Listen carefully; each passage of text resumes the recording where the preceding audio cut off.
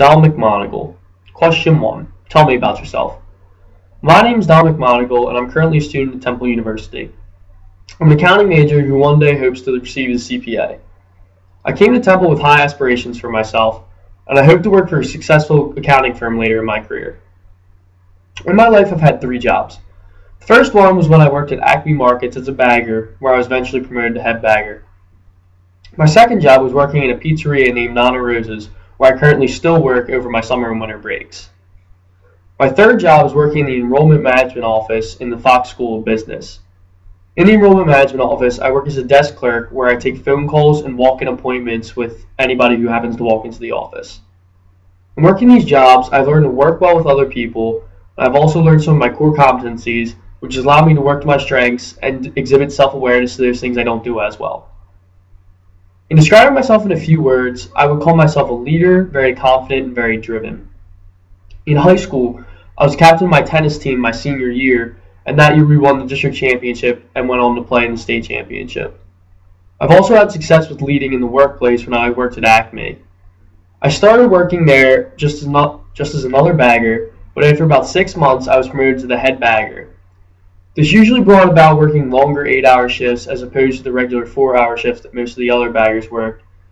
And my duties usually had to do with making sure everybody got their stuff done before their shift was over. The company gave me the responsibility to watch over all the other baggers, knowing that I would be able to direct my fellow workers in a clean and concise way, and they fully trusted my abilities. This was shown when I won the Employee of the Month award in February of 2011. I also worked in my high school stage crew for 4 years.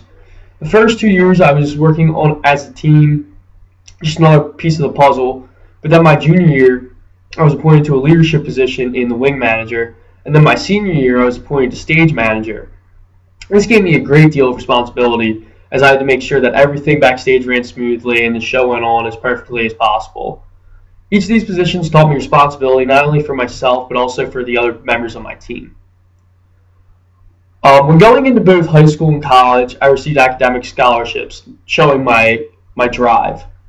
In high school, I graduated in the top 10% of my class with a GPA of 3.9. My scholarship has given me another reason to continue my drive, as I want to keep my grades up as best as I can so I don't lose my scholarship. I value my education a lot, so scholarships are very important to me, and they've given me a very good opportunity to continue my education at a higher level.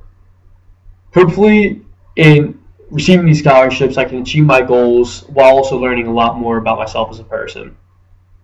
Question number 2. Tell me about a significant accomplishment in your life. A significant accomplishment that I've had in my life was when my tennis team my senior year made to the district championship. I began playing tennis only as a sophomore in high school, and I had no prior experience before that.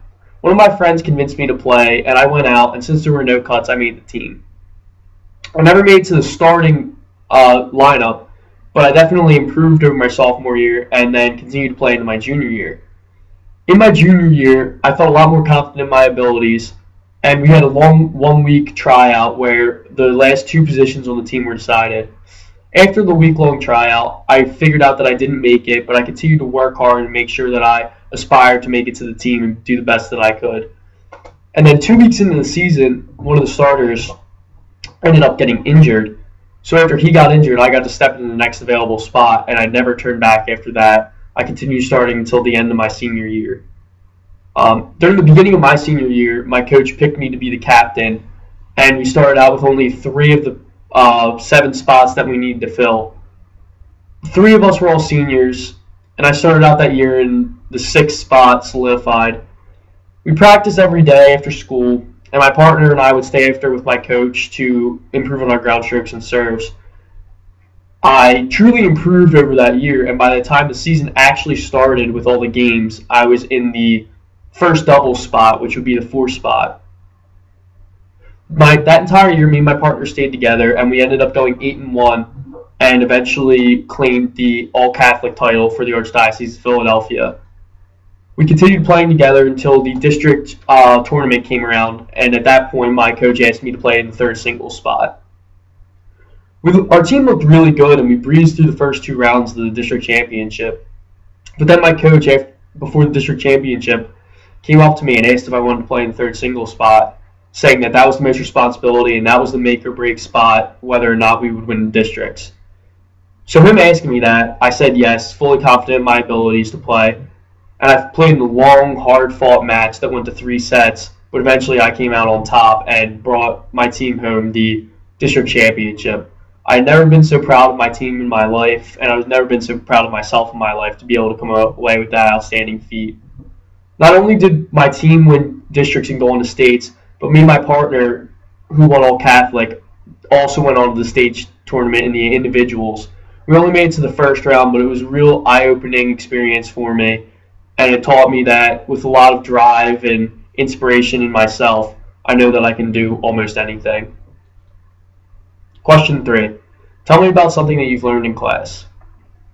Out of all the things that I've learned in class, I feel like the most important aspect of business is communication.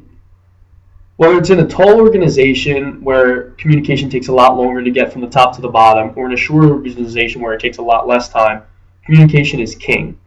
Communication helps teams get through the group development phase and also allows them to say exactly what they want when they're trying to get something done. We communicate through many different ways, whether it be verbal, nonverbal, or electronic communication such as text or email. When communicating, however, we have to be very careful as to not send the wrong message. For example, when we're sending a text or an email, we have to be careful not to include anything that could be perceived as something different than what we actually meant. In doing this, we prevent a lot of bad emotions from getting out into the workplace and keep everything as accurate as possible. If we don't do this, then people may get angry or very upset. People have to be very clear and concise when communicating to avoid these problems. A way to do this is to communicate face-to-face, where people can better interpret what you mean through your facial expressions and through your body language. It may not be the best time saver at first, but in the long run, to avoid any type of mix-up, it does save a lot of time. Communication also allows us to build relationships with fellow coworkers and potential clients. In building a better relationship with coworkers, one can feel more comfortable telling them ideas that they may have to better the company. Clear communication always helps things to get done quickly and done right the first time. When communication is inefficient, people often hear the wrong message and messed up what's supposed to be done. This slows down the process and causes companies to have more negative effects than are necessary. If all communication were 100% effective, companies would run a lot smoother.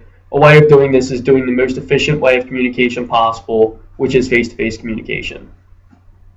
There are other different kinds of communication than the ones I named before, and one of the most important is the grapevine. The grapevine is a very informal way of communicating, but is very quick and it's very easy to get information out in a very short amount of time.